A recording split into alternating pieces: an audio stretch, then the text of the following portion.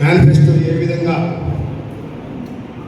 దాన్ని అమలుపరచాలి, వెన్నుపోటు పొడిచారో ఈ యొక్క 2 సంవత్సరాలు పూర్తయిన సందర్భంగా ఆజింపేట నియోజకవర్గంలోని ముఖ్య నాయకులతో ఈ పథకం ద్వారా వారి అకౌంట్కే వేసి మధ్యవర్తి లేని యొక్క పాలనను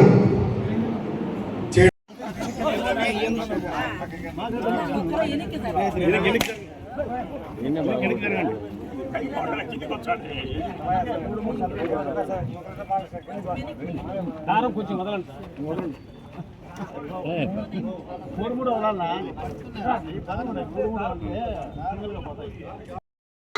మహిళా సమావేశానికి నేను విజయవాడకి వెళ్ళడం జరిగింది. ఆ యొక్క సమావేశంలో మేము ఎంతో గర్వంగా చెప్పుకున్నాం, మా రాజంపేట ఎమ్మెల్యే మేము గెలిపించుకోగలిగాము, మా రాజంపేట ఎంపీ మేము గెలిపించుకోగలిగామని చెప్పి మేమంతా కూడా ఎంతో గర్వంగా చెప్పుకోగలిగాం.